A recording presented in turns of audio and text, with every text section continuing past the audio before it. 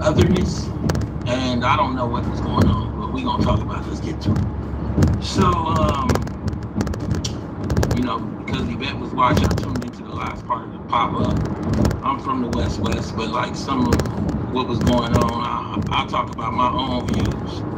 In a second, everybody has a right to their own perception. I'm a middle-aged man for the kids. But when I see them old folks out there living their 90s again, it's a lot. It's a lot. But, if you're a hip-hop head, you that Project Glow. For those people on the West, they know about that. That's where Steve started. Shout out to the trendsetter. But, I'm looking at this thing, and you have this whole kind of context of a discussion around Drake being half white and half, I believe, Adolf. So, I don't know what his daddy actually is. We're going to say Adolf. And being from Canada and then basically bastardizing large parts of Adolf's culture as it has developed. And that's what Kendrick tapped into. But now we move into They Not Like Us and the tribute to this. There's understand. You had trans out there saying they not like us. You had Latinos out there saying they not like us. You had Filipinos out there saying they not like us. And Kendrick wasn't gonna correct none of them. Can I get to it? I just want to talk. I want to talk about that show and give you back some of the context of the discussion. For a lot of y'all that ain't here, there's an east side of LA and there's a west side of LA. I showed you in the prior show, I think about Issa Rae or somebody. There's a lot of west side folks that like to touch on that east side. Kendrick's show was easty. It had a lot of easty in it. He shouted out Nickerson and Compton. There's a lot of folks that don't go on Avalon that love that show and then don't go to that family reunion over there. Compton. I want to talk. But I really want to start off talking about the perception of They Not Like Us versus the political call to action that was missing. You had Kendrick Lamar dressed up similar to Tupac. For those people that want to know what I'm saying, go Google it. And he performed They Not Like Us, and he performed it 5 times, back to back. Was it a good performance? Yeah, but was it a political movement? Hell no. In fact, I believe it diluted the whole They Not Like Us message that initially was supposed to come off of it. And I'll read some of the lyrics in a second about Drake and light-skinnedness, Nicole Hannah-Jones and light-skinnedness, and Issa Rae and her being anchored and being Senegalese. And it ain't just that they light. I'm sorry. It's also that they parent white. Now, I'm not here to judge nobody dating or marrying somebody else. But what I am here to say is, if your mama white or your daddy white, maybe you shouldn't be writing that 1619 or rapping like you from the deep south and ain't had nothing else exposed to. I want to talk today, and I want to get into the discussion of Kendrick Lamar's pop-up and contextualize how you can bastardize a movement and a message and end up in a place where they not like us mean like everybody is us, so there ain't no they to even talk about. Where you get to the point where somebody who did not admittedly know who Tupac was when he died, which is what Issa Rae admitted in the article that I showed last week, can be crip walking to enjoy the Kendrick show when they the they, and that they not like us. They chanting it too. You had Kendrick bring everybody together from the different sets and take a photo. Am I against the photo? Not necessarily. But what I do want to talk about is, what is your obligation to define who the they is? Because in LA we got the class divide, the black middle class of Ladera Heights. We got the ethnicity divide, the new immigrant African who basically now is contorted into a message of a long legacy of oppression and slavery. We got so many different levels that don't nobody want to talk about it. It got so bad that during the show, somebody said Kendrick got Filipinos in the crowd telling Drake he can't say in, you know the rest. Let me say it again. Kendrick had Filipinos in the crowd telling Drake he can't say in, you know the rest. So we went from they not like us to essence was and who they is. Have we even dealt with us? Because I did do a political movement with Yvette Carnell. We have an evolution, and this is simplifying it, probably oversimplifying it to be honest. But it is purposeful for this show. And what you saw is that black men in the 70s were normal because there was so much wealth equality compared to the 30s. It was a goal to be normal. You could buy a house with a garbage job on the east side. You know, when I was talking to Rick, it's funny because his older brother was able to get the last part of the great access when he got a job. So all those projects, those used to be houses set up for like, I'm talking about the projects on the east side that over there we're talking about. Those used to be like housing for factories. Well, by the time you get to people about Rick's age, which is my daddy age, we started moving into crack cocaine, and then what ended up happening actually is that there were no job opportunities in the same way. But before that, again, we're talking about the late 70s, before they privatized garbage jobs and things of the sort, giving it to newer immigrants. That's actually what happened here in Los Angeles. A garbage man could provide for his wife and buy a home on a garbage man's salary with probably less than a high school education. But I think what that bred is a push towards really, really high value on just being normal. So you had this black man who was a normal black man. Was there cool pimps and things of the sort? Yeah, on fringes. But black men strove to look normal. And I'm here to lay out some simplicity. We moved to the 90s. And in the 90s, it was pushed to be cool. But we have the middle to the second half of mass incarceration. So it's to be cool and have some wealthy things. The rich and famous, the cribs, has indoctrinated black men with the desire to be cool and rich looking. Okay. The reason why I'm telling you this timeline is by the time we get to 2024, I believe, this is my view, that now it's just about being weird. What Tone is talking about is that he's saying that in the 60s, 70s, and 80s, the black man in America, which represents the black woman as well, was always trying to, assimilate. They were always trying to assimilate to whiteness, where he refers to it as being normal. And what that would mean is, well, let's just not even say whiteness. Let's say assimilating to American culture. And American culture is,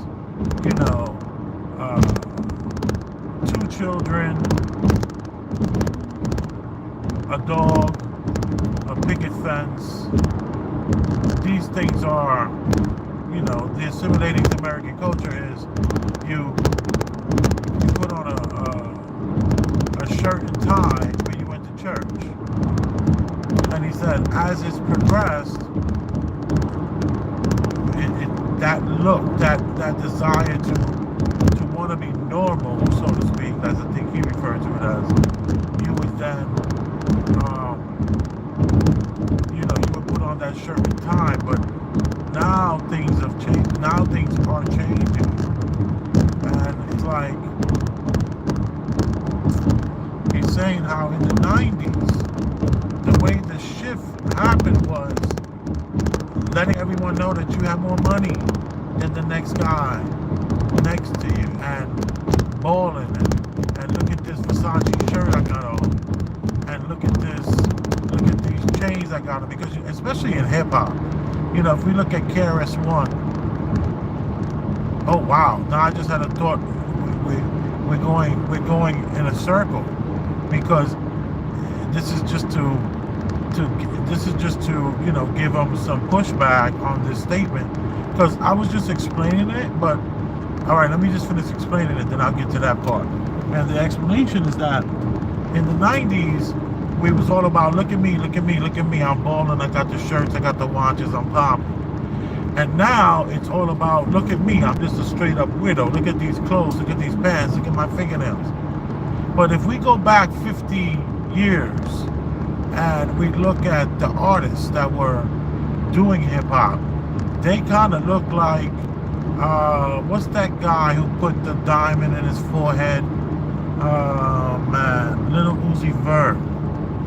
Little Uzi Vert actually looks like rappers when rap came out.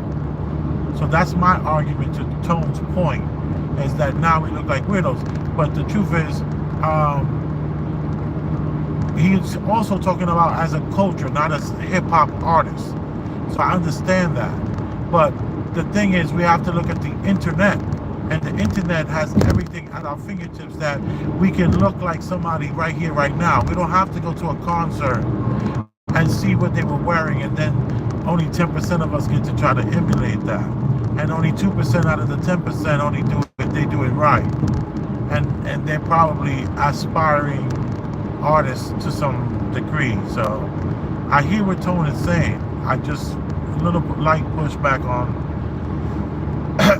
on that. You know, I'm actually this vlog that I'm doing right now, this drive and talk, is about this Tone Talks episode, and I would like to tell Tone respectfully, I have the answer for you, and my answer is different than my answer would have been a week ago when you did this show. When you did this show a week ago, what I thought then is not exactly what I think now. And I would like to just kind of get into that. I got a little bit of a ride here. Forgive me for the lagginess of it, but you know, if you can receive it, I appreciate you. And don't forget, this is a value show. $sign Elvis Rosenberg. Express yourself. Support small YouTube channels. Because what ends up happening with your chant, what chant am I talking about? That they not like us, is that now it becomes whoever has a weird oddity. You say the other people ain't like us. It becomes a chat for the disenfranchised at any level. You got the trans man, they not like us. You got the Latino, they not like us. You got the Palestinian, they not like us. What about the fact that you anchored this in being ADOS? Again, go tweet him and see if he's gonna be at that ADOS conference. If he's gonna do something with this census, oh yeah, they already decided that the Middle East, North Africans have a category, but Black Americans, American descendants of slavery, we don't have a category. U.S. government decided that. They not like us, they not like us, they not like us is the chant. But we never define they, and we don't really deal with us. But in the lyrics, we allude to slavery and chains, so it's clear we're talking about ADOS, and we're talking about Drake, so we're talking about people that are not ADOS and that are likely either African or black and white, but we're not going to make that clear, and we're going to peace out to Nixie at the end. All right.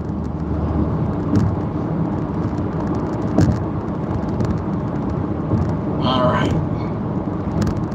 It was a retreat, at least in part. Can someone tell me the call to action for this chant?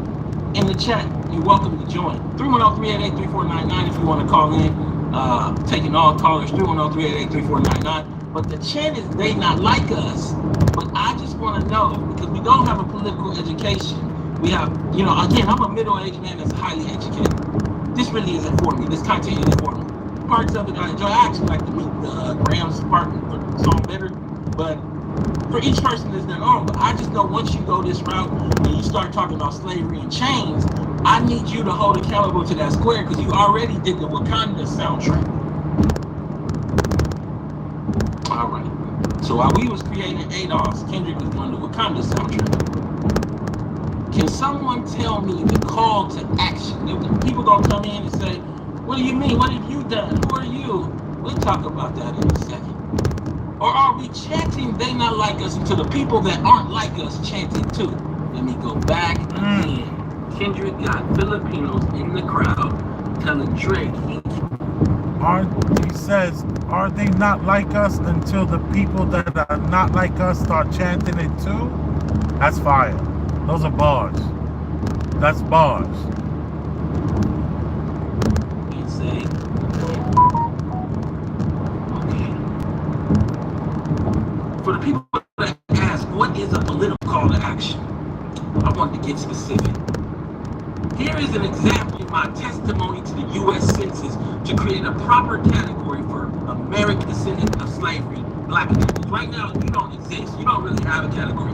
I believe it's because they don't want to give you the numbers, because ADOS people are collapsing, partitioning out the Black immigrants, and particularly if you take out like half white people that are getting their benefits through a white parent, just a collapsed group. So they decided that you're invisible, and you said it's okay because all you say is Black. So a call to action goes something like this. This is about 2 minutes. Just stay here if you just want to talk. I checked on the talk. As a person that testified, the experts, 3121, and also the ADOS terminology. Essentially, ADOS, American Descendants of Slavery, explicitly spells out a terminology that allows. Hold on. What is this man talking about? What is this talking? That is me testifying with the ADOS Advocacy Foundation, which represents you, that because the NAACP and the Urban League, they ain't talking about nothing, to the U.S. government for them to count you. So while Kendrick talking about they not like us, we trying to say, who is us? And why you ain't told us who us is? And why we running around here letting everybody chant they not like us? Let's get back to it. Finally be able to recognize differentiation between Black people that were descendants of slavery here in America and the newly immigrated Black population. I recommend that the group that is deciding to read this book by Todd Hamilton, Immigration and Remaking of Black America. In that book, you get a better grasp on the amount of Black population that came post, say, of 1975, and the Black population that was here prior. Many of us legally understand, but until you start reading those census data numbers, you really do not. In addition, in 2016, Color of Wealth report came out that specifically showed us the consequence of not understanding the impact of not having an ADOS category. In that report, they looked at about 4 or 5 cities. Specifically looking at Los Angeles, what we saw is that the African Black had $152,000 hard while having $60,000 liquid. But when we contrast that and looked at the U.S. Black, they had a mere $30,000 hard and $200 liquid. What we're having now is there's been an entire erasure of a population by the fact that we have not created the category American Descendants of Slavery. In addition, I think that you cannot do the MENA category or Proposal 2 without addressing American Descendants of Slavery Category 4. I think that what you'll end up having is a conflict where people may fit into 2 categories at once. I just wanted to also note that American Descendants of Slavery also uniformly fits with what the current census is using for American Indians, where you have American place first, and then you have a terminology after. It is important to have uniformity because people beyond just the Black population would look to that term to define the group as well. I just wanted to lay those specifics out, and that's my topic. So we talking again about Kendrick Lamar. I don't want to get too off track. They not like us. And we're dealing with the question of who is they and what is us. We thought we all understood because you said it in the lyrics. But when we looked in the crowd and then we looked at who's chanting and then we realized what was said after the song, maybe we all confused. She said she didn't know who Tupac was when he died. Go find it. I'm not lying. But she crib walking, mama and daddy that pulled her out the ghetto into Senegal in the damn 90s. We got a whole lot going on. And I'm just coming back to it because I asked the question earlier, can some... I think he was talking about Issa Rae and how Issa Rae created that show, Awkward, something. I can't remember. Forgive me for that. But Issa Rae, it was found out that she didn't like. Wait a minute. No, yeah, he says cynical. How now Issa Rae is jumping around dancing. They not like us, but Issa Rae in the 1990s, your African parents that brought you here to America were rich. And when you say they're not like us, who are you talking about? Who's they? And now we have, like he said, there's Filipinos, there's all walks of life, you know, talking about they not like us. So let's continue with the show. Someone tell me the call to action for this channel. People will come here into this video and ask, and that's why I'm anchoring it, but what have you done? We've already talked about creating ADOS. We've already talked about the census and how the ADOS Advocacy Foundation pushed the census to recognize this time to review this. Because African American or whatever, black, all this category, you basically have rendered 42 million people that come from slaves in America invisible. But also, I mean, I'm not guessing, I'm just gonna play it for you. And that's why I'm saying the call to action matters, and I'm gonna get right into the meat.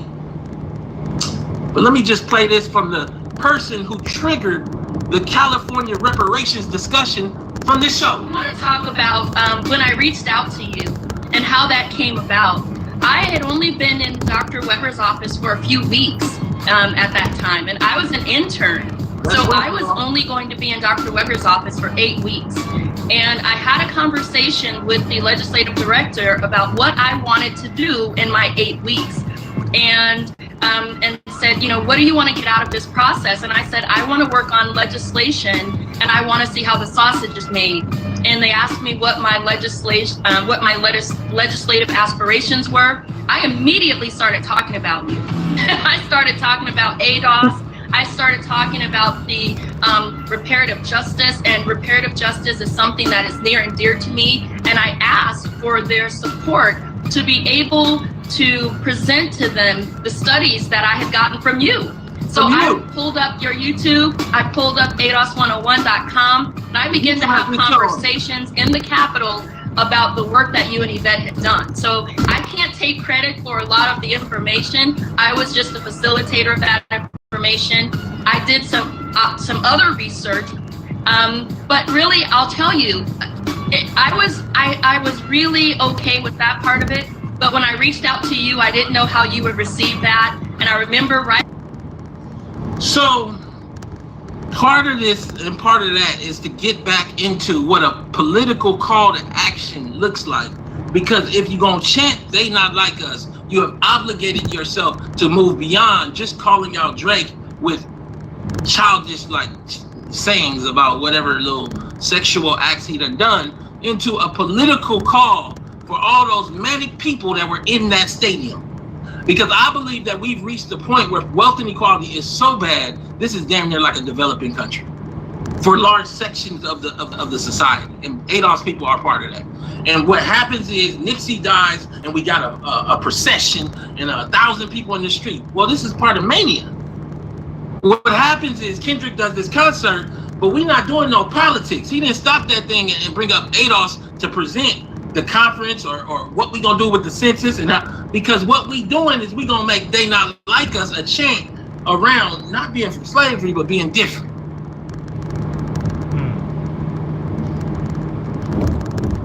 I want to talk because I'm talking different than everybody else, and I'm from LA.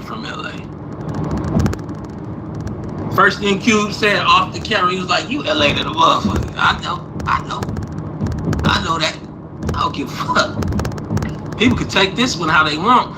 But again, if you don't deal with the us part, you end up here where you're struggling with who should get reparations in a country that owes reparations to American descendants of slavery. Weber didn't watch enough of them YouTubes. Since 2018, the American Descendants of Slavery movement has been advocating for a specific ethnicity based on our lineage in support of this aim, as well as federal reparations program and a political agenda for Black Americans. We created the ADOS Advocacy Foundation. Our foundation has already presented to the Office of Management and Budget, that is who controls the census. So y'all at a stadium chatting with a dude about they not like us with everybody else, and they did nothing to make sure that you have a category and an identity in your own country.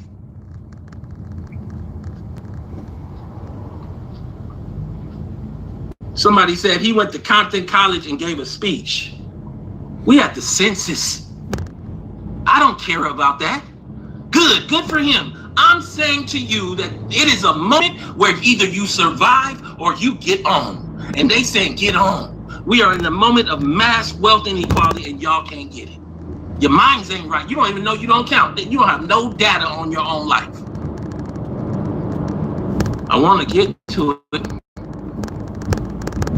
Yeah, Tone is talking about this huge wealth transfer that's happening from all of these, not boomers, what are they called? The silent group of people that are transferring this huge amount of wealth to their now great-grandchildren. And they're not, and it's basically all whites that, that invested, put their money in a certain space so that they can transfer this wealth down to their great-grands. And it's a massive amounts of billions of dollars where we're creating this underclass is being created.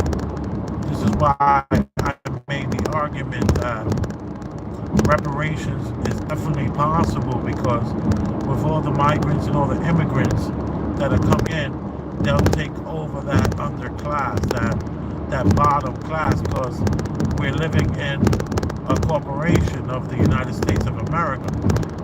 The United States of America is a corporation, and in this corporation, in order for it to work, they can't have ADOS people, which is American Descendants of Slavery, with wealth and equality and the ability to have their own transfer of wealth in the next 60, 70 years without a bottom class. We need the bottom, and right now ADOS people are at the bottom, and the argument is being made that the migrants are going to literally push out all of the ADOS people in this country, everything from their homes, their cars, their jobs, and they're going to take over. I'm arguing that reparations is going to happen, and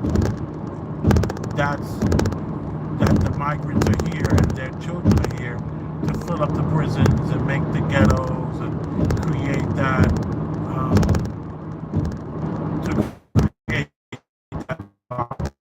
So Tone is talking about that huge wealth transfer that's about to happen, where we're going to have what's referred to as the have and the have-nots, where you have or you don't. It's not going to be this middle class. It's going to be over. Let's continue. I'm just talking. Mass immigration and wealth inequality requires a movement past color, blackness, in defining the us before we get to the they not like part. What am I talking about? I'm talking about Kendrick Lamar and the They Not Like Us in the pop-up show, and how everybody in America can say us and they at the same time, and how that means the chant don't mean nothing. I want to talk. I want to lay the flames out, because everybody gonna say damn, you being critical, but she didn't know who Tupac was when he passed, because she had just came from Senegal, and then now she crip walking in the doorway is this stuff.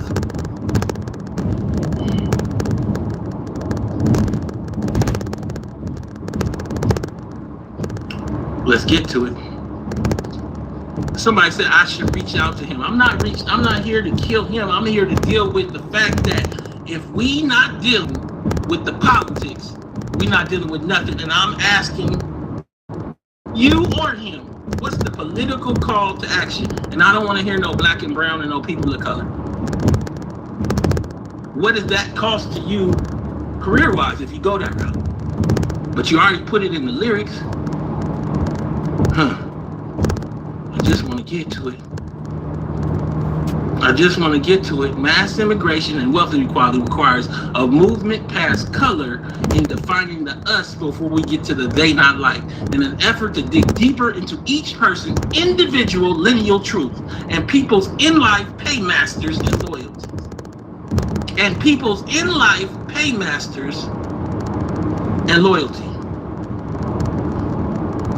Lineage, class, struggle, character. Y'all remember when I came up with that? What's your lineage? That's first and foremost. Y'all running around here and you know, white oppression is real. You don't know if a white person was involved with slavery or they came from Armenia, but they all white. But you can have an African whose family actually traded slaves, and you don't know where to put them once they tell you that, because they're supposed to go below whites. So you got a person in your space and they tell you, I know my family traded slaves. They're supposed to drop below whites. Well, you ain't got no goddamn category for that. Because you ain't never done enough work to say the saying, they not like us. And it was set up that way with this flat blackness that never evolved. I just want to talk. Let them eat the grams of meat in the background, in your mind. What am I talking? Yeah, this was interesting. There was this huge article a few years back where this young lady talked about how she knew that she's living here in like the United States. Was it Canada? No, United States of America. And she knew that her grandfather, her great-grandfather, or maybe even her great-great-grandfather, but all of her wealth that she experienced in Africa, and this is an African woman, a dark-skinned African woman, or maybe was she light-skinned, but this wasn't like a South African one. This woman was like from somewhere, some part of West Africa, I believe, and she was like, yo man, like I got all these black American friends that can't even pay their bills. They can't even pay their rent, and I'm over here hanging out with them in America like it's alright. So he's like, is she now yelling they not like us? Like whoa. And if you hanging with her, the last thing you need to be doing is saying they not like us, because you haven't done enough homework to know who they are when they right there hanging out with you. And I think something to the effect like if there's no category to place her in with, like I guess under that white supremacy category, where you know that don't mean that you get a pass on they not like us. Like you bopping your head on Twitter talking about they not like us and your great-great-grandfather and all the millions and millions of dollars your family still has is all because of the slave trade. Let's continue. About it is my view that black is now used as black as a term and identifier is now used as a pass-through or mutator. So it's either a pass-through or, let me explain what I mean. It is added to BIPOC, which is Black Indian people of color, to pass along the historical oppressions of ADOS to others. American descendants of slavery, people that were enchained and slaves here, to others. So Indians had like 15-20% slaves. They had the same slave rate ownership as white folk, but they second on the BIPOC. Okay, Black Indian people of color to pass along historical oppressions of ADOS to others, and it performs the same function with the category black women. So black women becomes a ethnic identity, and you have people like Mutali Nkunde, those people in the chat will know, who came here. Mutali came here in 2006, as I understand it, 2 years before Obama. That's 30 years after Jim Crow. What does she have to do with what we were oppressed by? And we don't know her lineal connection to anything. We have Issa Rae, and I still ain't got no answers. I want to know about the Diop. Joe Issa Rae Diop. Diop connected to the Wooloffs. The Wooloffs were the main slave traders. I want to know, was your family involved? Because that will let me know whether we should have ever watched that show. Period. In my view. And I'm saying to you that black, as it's used right now, is a pass-through of oppression and a mutator where it touches people and makes them one. That's really interesting. I'm sorry I can't rewind it. I only could pause it because I'm running this through my Bluetooth speaker. So I'm just pressing the pause button on the Bluetooth speaker. It's really interesting. It's like okay. So you're ADOS. You're an American descendant of slavery, and you're friends with or working with. Like, do you work directly with the company that oppressed your people? And when I say your people, I'm talking about ADOS people, American descendants of slaves. Do you cut off all that has been involved? All those companies, or like, do you stop using Reynolds Wrap? Or do you not work for the Reynolds company? What about Kraft Foods? What about the Barclay hotels and the Barclay? Do I not go to the Barclay Center to watch the Nets play basketball? Do I not work as a writer on Issa Rae's show because she's directly linked? You know what I say? I say I say, I think that's the great question. I don't know what to say, but let me say this though. I have clients, right? A few of my clients, I've looked them up to see what they were all about, and a few of my clients are directly linked to slavery. Like, no exaggeration, no joke here. Directly linked to slavery. So, do I then stop letting them be my clients? Do I stop serving them? And what does that mean for me and my family? Because, I'm in Red Hook right now, at Red Hook, Brooklyn, New York, and I have a dispensary in Red Hook, Brooklyn, New York. And in this dispensary, a lot of the people that happen to live in Red Hook are these very, very unattractive white people that are not Caucasians. These are real whites. These are real,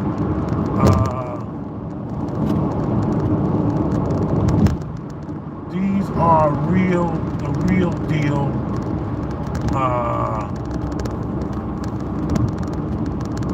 sorry, let me just concentrate on what I'm doing here. I didn't want to put my navigation on and just be so loud, but I figured I could just go off of memory.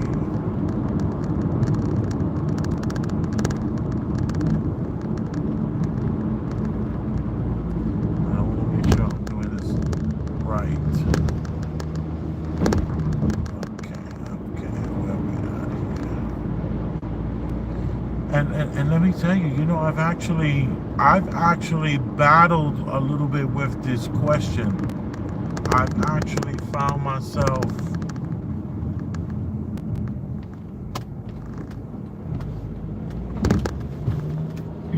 wonder, and I was able to put it in my head like this. I said, these people here are only even a lot of them are only even calling me. Honestly, it's because of their guilt. They have so much of this guilt that they call me. And they call me, and I know we've had conversations, and I've checked their lineage, and I know that these people are not Caucasian. These are not Italians and Irish people. These are real white people. Like, seriously. And these are not, like, you know, I have tons of Jewish clients, and I have a nice amount of real 100% directly linked to slavery elites. They don't dress like elites. All the girls are rocking those ugly tattoos where they got like just random tattoos all around their arms. Look like they could be jail tattoos, but they're kind of like cute.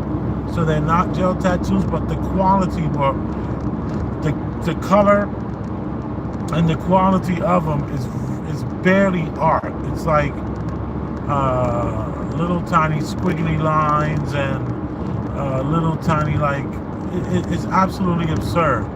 Well, these people with the ugly tattoos, wearing the Birkenstocks, or not even Birkenstocks, they don't even wear Birkenstocks, they wear boots. The women are wearing boots and overalls, and they're butt-ass ugly in the face.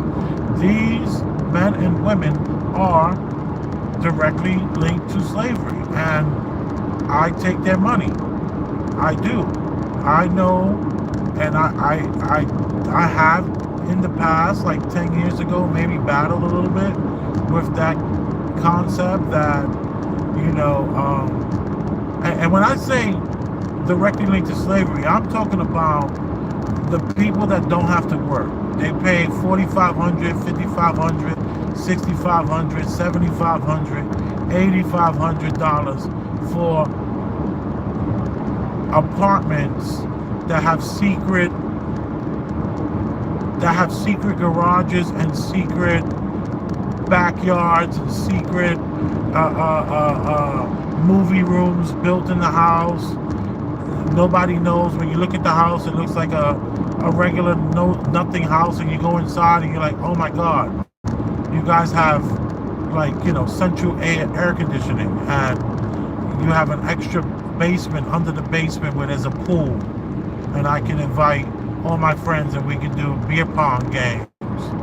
Yeah, I'm talking like that. Big money. $2 million homes that look like they're $300,000 homes. Done like that on purpose.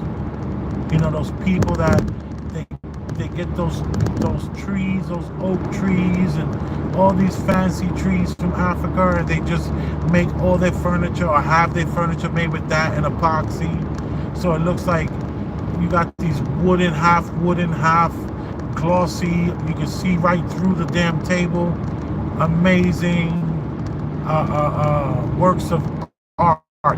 You know, one table weighs like 400 pounds, and it costs, you know, $18,000.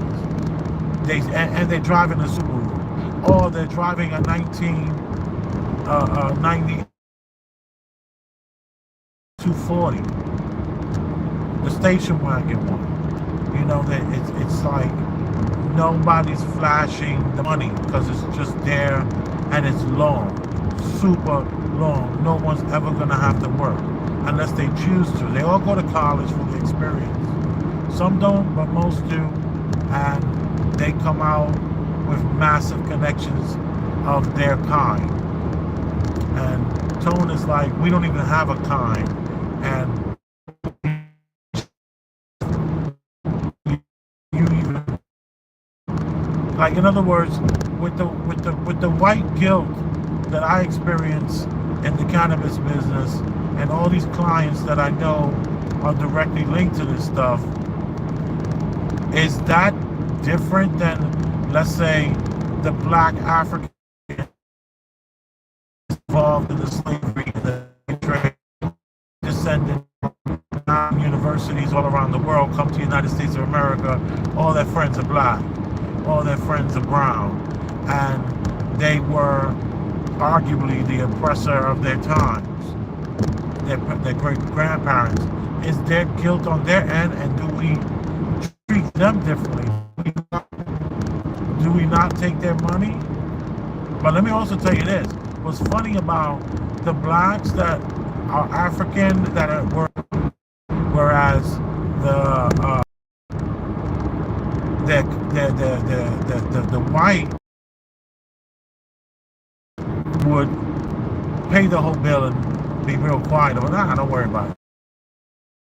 They're not gonna Venmo you the $10 for the cab ride from the other night. Do that, and they definitely have a lot more guilt and willing to have actual conversations about it.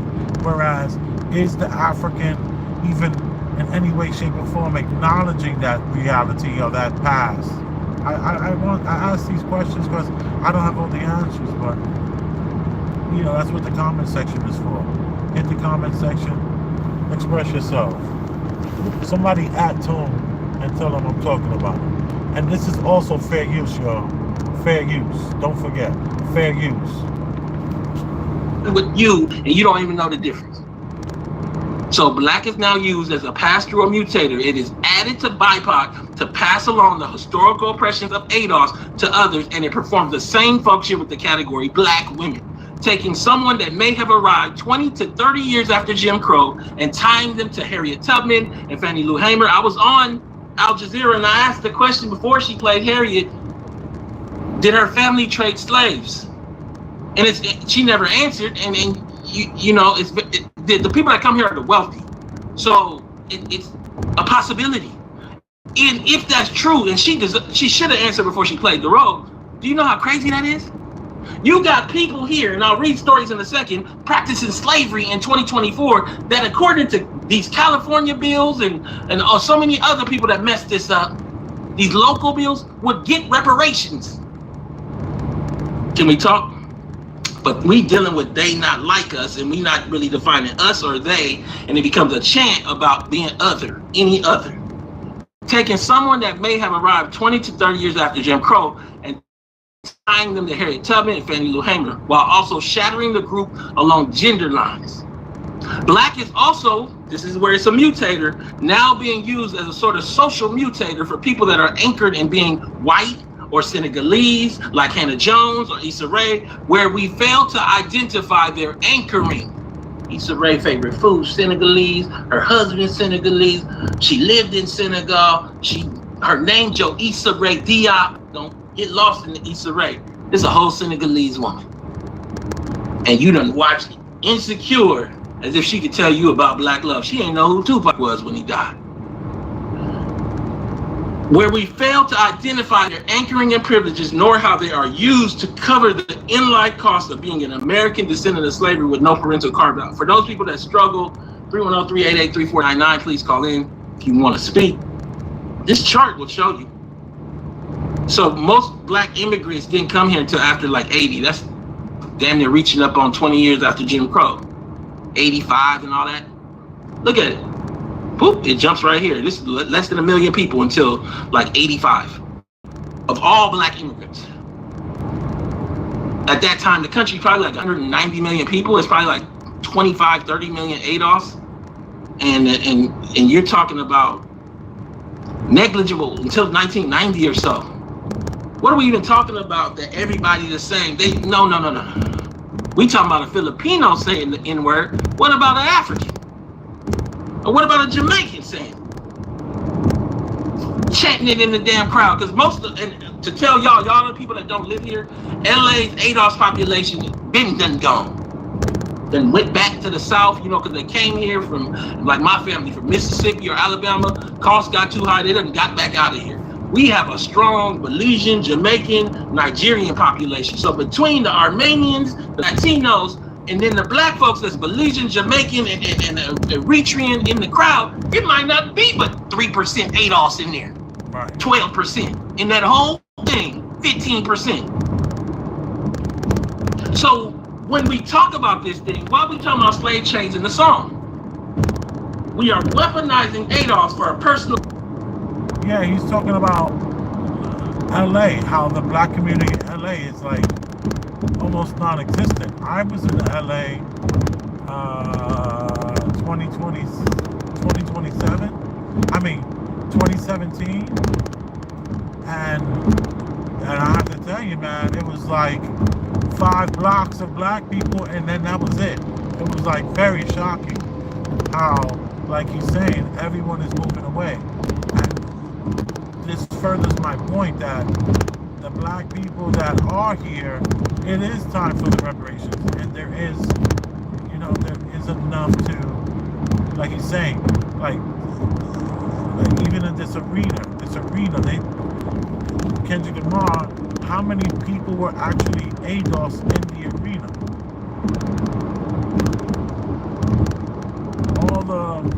All the black, now everyone is black and brown were there. But where was the ADOS? What's the percentage of that? So I do find that interesting. I find it interesting how everywhere I go, I'm constantly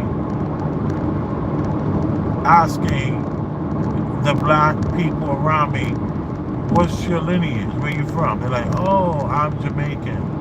Oh, I'm Haitian. Oh, I'm from West Africa, East Africa, South Africa. Oh, I'm Indian. I'm like, oh, okay. Because there's so many people that are claiming black right now that he's right. You know, the song They Not Like Us is just like some sort of war cry to disenfranchisedness, but it's being co-opted by anyone who will feel like, hey, They Not Like Us is, I mean, it's just so, it's such a jingle, you know, it's such a great jingle that it's in your mind. I was in Harlem yesterday, Harlem, New York City, and someone was playing They Not Like Us, and there's a woman on her phone talking, and she just stopped herself and just really she started dancing on the sidewalk, because, and she did appear to be very ADOS, but when she was dancing, who's they in her mind? And it seems like Tone is asking us to reach out to Kendrick and say, yo, if they is like the rest of the song says, and the way you speak about what appears to be a slavery ADOS message, then can you clarify that by doing some work? Like, can you go to the Senate? Can you step up and say, you know, they not like us, and they are blah blah blah blah blah, and us, I truly identify us as far as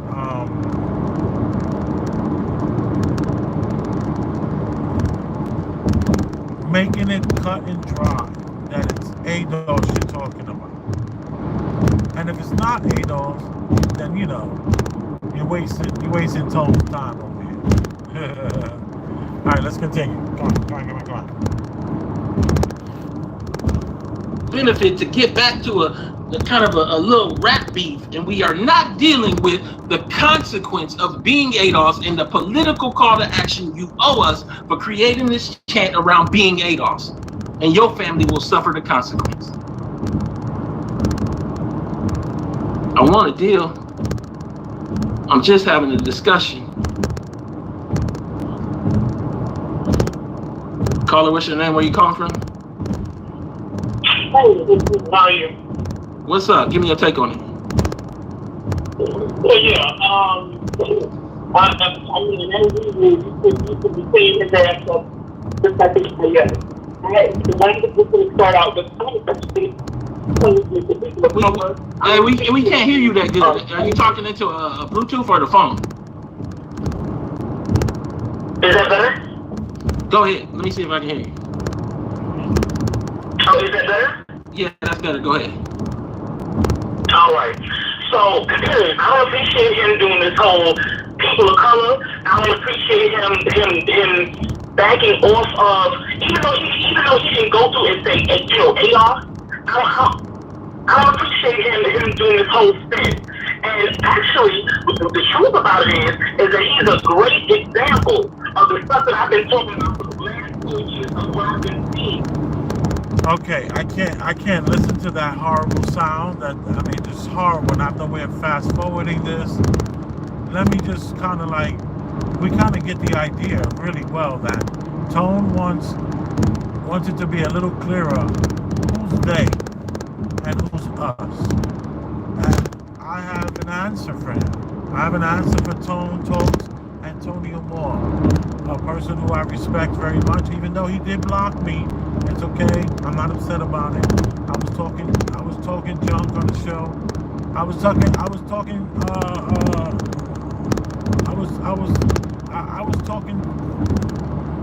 on the comment section where I should have, some things I should have said. But I come from the school of Troy Terrain, so I'm a troll baby. So it was I thought it was more tongue in cheek and in jest, but he blocked me. No big deal. But I still respect him. I still listen to him. And let me just say this: there was a fight in Canada, Vancouver, to be exact, with an up-and-coming rapper. Well, not up-and-coming rapper, a rapper from Canada, Vancouver, who I can't remember his name at the moment, but he had a fight with Rick Ross, Ricky Rose, the boss, Ricky Rose, the boss, the biggest boss. And it was kind of sad because I don't think Ricky Rose should ever be in a physical altercation because he doesn't have that foundation to stand on. Literally. His legs, his knees are so knock-kneed and so little and so weak that, it wouldn't take much to push him over. Unfortunately. He doesn't have that build. I know they say he was a correction officer, so I'm sure at some time in his life he had the physical strength, because in order to be a correction officer, I'm sure you have to pass a physical. So maybe this is something that's happened over time, where his legs, but the guy is like, he doesn't have a lot of strength down there like that. So he goes into a club in Canada, Vancouver, and he gets into an altercation with this rapper. And it all happened when he had Rick Ross, the boss, had his DJ play They Not Like Us. And the guys and the people in that club were livid. They stepped to him. Rick Ross is standing in the middle of the dance floor with one bodyguard and like 2 friends, and the DJ is playing They Not Like Us, They Not Like Us. And then they get to that section where they go wop wop wop wop wop wop wop wop wop wop. They not like us, they not like us, they not, yo. And this rapper hooked off on Rick Ross, and it looked like it connected right upside his head to me. So now Rick Ross is at a disadvantage because he's in Canada. And the people that he would normally come to Canada with, they couldn't come because they have felonies. In Canada, don't play that. They're not letting you come into their town or their city and you have a felony. So Rick Ross was there with one security guard who could not handle the 3 men that were trying to attack Rick Ross's group.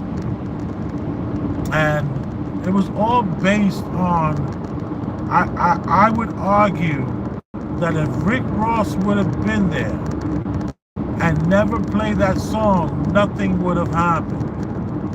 That these men were not there in order to, they were not there in order to, step to Rick Ross and, defend Drake's honor. No. You see, the problem is that that song, They Not Like Us, is not being played in Canada. Even though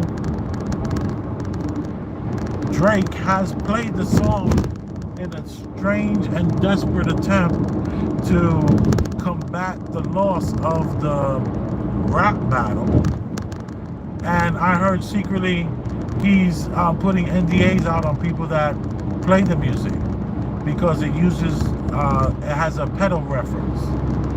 So when he talks about A minor, so this is becoming a problem. And well, it's truly, it's a problem for not only Drake, but the fight with Rick Ross proves that it's a problem with Canada. So they is Canada, and us are Americans. So you can be an American and say they not like us and be from all the countries in the world, because America has so many people that are American from all around the world. So you actually can say who the they and the us is. And that fight proved it. And the argument that I would make is that had he never played that fight, never played that song, he would have never been a problem. Everything would have been fine. But him playing They Not Like Us, Canada looks at that song as a direct attack on Canadians because Drake is a Canadian. By Drake being a Canadian, they took such huge offense to that song. So the answer to Tone's question is who are they and who is us? It's not ADOS. Even though in the song he talks about chains and shackles and things of that nature.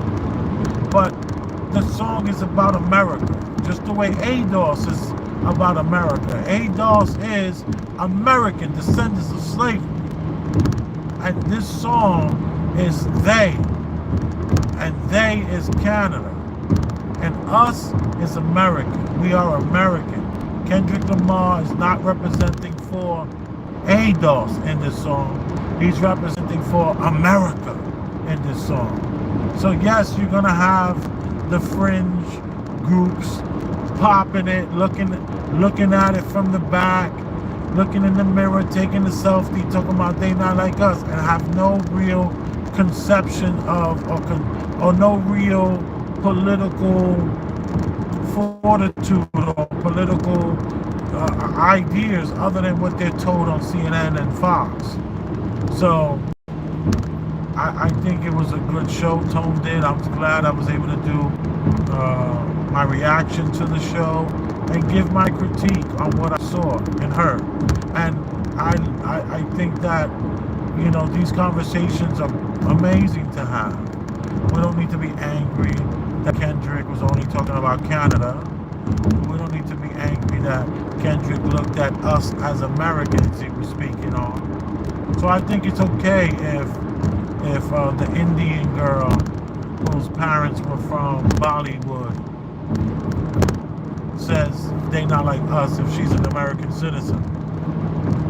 Because I don't think you'll find people in Canada bumping they not like us thinking that they talking about some sort of underclass disenfranchisedness. So the disenfranchised won't be, this is not for the disenfranchised. This is clearly or arguably America versus Canada. And America wins every other time. So this time it makes sense as well for America to be the winner in this rap battle. Not necessarily American descendants of slavery. It just so happened to have an American descendant of slavery rapping the song and internalizing chains and shackles in a way that pushed that narrative that they are not like us. You are appreciated. And that's a fact. Like you on this channel, so they might not be like us, but that's okay. I'm Big Elvis the Chef Rosenberg, coming to you on the ride and talk. And I love you. And don't forget, this is a value for value show. Let's not forget that. If you gotten any value out of this, I would implore you to hit the Cash App, the Venmo, or the Zelle. You heard? And it's alright if you want to dox me by learning the Zelle, by going to my About section. Just leave a good donation. And only you know what a good donation is. I can't tell you what a good donation is.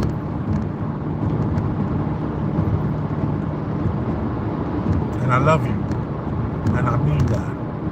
You know, I've gone most of my life with siblings and family and parents that could not say a little thing like I love you. That's like a chore.